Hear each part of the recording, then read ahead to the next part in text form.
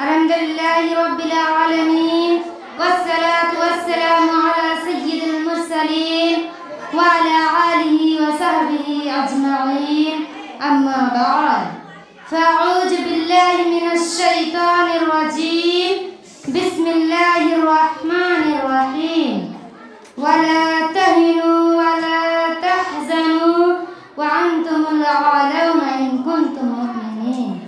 محترم المقام قابل قدر صدر انجمن مشفق اساتذہ اکرام اور دور دراز سے آئے ہوئے مہمانان نظام اور اس چمنستان محب کے پرون، آج میں آپ لوگوں کے سامنے جس عنوان پر لب گشائی کرنا چاہتی ہوں وہ ہے من کان للہ کان اللہ لہ. محترم حضرات سامعین کرام، اللہ تبارک و تعالیٰ نے قرآن کریم میں مسلمانوں کی سربلندی اور برتری کا ایک تدبیر بتلائی ہے. بڑی پروتوک لہجہ بھرپور اعتماد بے بنگے دھوڑ ڈنکے کی چوٹ پر اعلان کیا ہے: اے مسلمانوں، تم ہی کامیاب ہو، تم ہی اس دنیا کی مالک ہو، دنیا کی تمام چیزیں تمہارے لیے ہیں، عزت و شرافت کے تم ہی ٹھیکیدار ہو. کائنات تمہارے آگے جھک سکتی ہے، چرند و پرند تمہارا اطاعت کر سکتی ہے، لیکن اس کے لیے ایک شرط لگائی ہے: وَلَا تَهِنُوا وَلَا تَحْزَنُوا وَأَنْتُمُ الْأَعْلَوْنَ إِن كُنتُم مُؤْمِنِينَ. آیت نمبر 129 فرمایا: تم ہی سربلند ہو بشرطے کہ تم مومن کامل ہو، ایمان کی حلاوت و چاشنی تمہارے اندر ہو، یقینی کامل کے دولت سے تم مالا مال ہو، مومن کی تمام صفات تمہارے اندر موجود ہے. فرزندان اسلام، اللہ تعالیٰ نے اس مختصر سے جملے میں حقیقت کا انکشاف کیا ہے، آنکھیں کھول دی ہے، صاف طریقے سے فرما دیا ہے: تمہیں گھبرانے کی کوئی ضرورت نہیں، کوئی خوف محسوس نہ کرو، دنیا کی کوئی چیز تمہارے کچھ نہیں بگاڑ سکتے.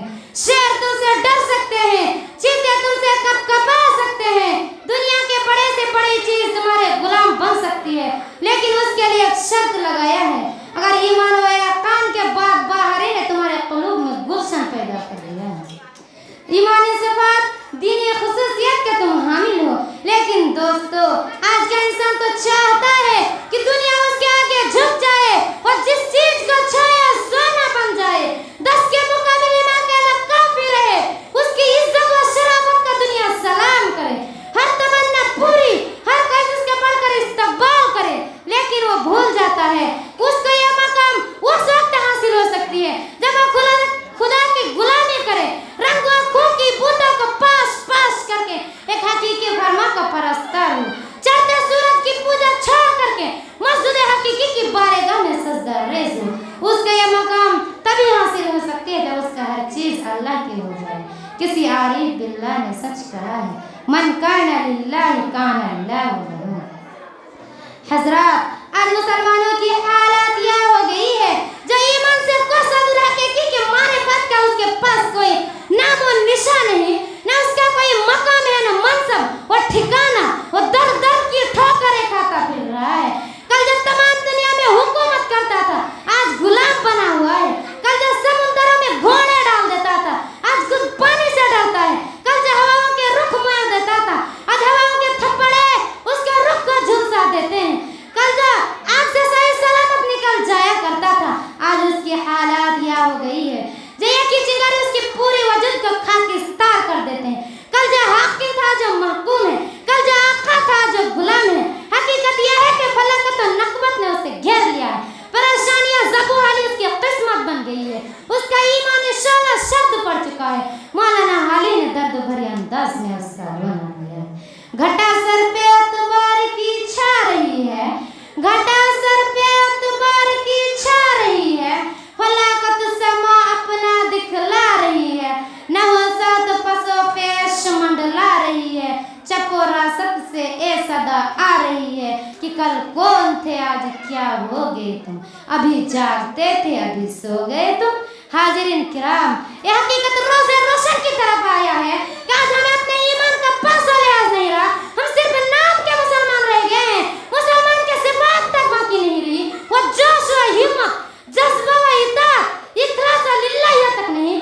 کفر ہم پر ہنس رہا ہے، باطل ہم پر خندہ سوچیے بیٹھے ہیں۔ علامہ اقبال نے قوم کو احساس دلاتے ہوئے کہا خندہ زن کفر ہے احساس تجھے ہے کہ نہیں، خندہ زن کفر ہے احساس تجھے ہے کہ نہیں، اپنی توحید کا کچھ پاس تجھے ہے کہ نہیں۔ ایک اور بھی مسلمان تھے جب مدائن فتح کرنے کے لیے گئے تو راستے میں ایک سمندر پڑ گیا، اس کی ایمانی قوت اور دین کے پرجوش ولولے نے سمندر میں گھوڑا ڈال دیا۔ علامہ اقبال نے خود ترجمانی کی ہے، دست تو دست دریا بھی نہ چھوڑے ہم نے، دست تو دست دریا بھی نہ چھوڑے ہم نے، بحر ظلمات میں دوڑا دیا گھوڑے ہم نے۔ سامعین اکرام اندازہ لگائیے آواز کیا تھی، نامعلوم کوئی گولی چلی تھی یا بم پھٹا تھا یا اس آواز میں جادو تھا، نہیں معزز سامعین، یہ ایمانی قوت تھی جس کے ذریعے سے ہر چیز پر حکومت کرتا تھا۔ برقوں پر آخر میں اللہ رب العالمین سے دعا ہے کہ اللہ رب العالمین ہم تمام مسلمان بھائی اور بہنوں کا ایمان کامل کی دولت سے مالا مال فرمائے، آمین یا رب العالمین۔ السلام علیکم ورحمۃ اللہ وبرکاتہ۔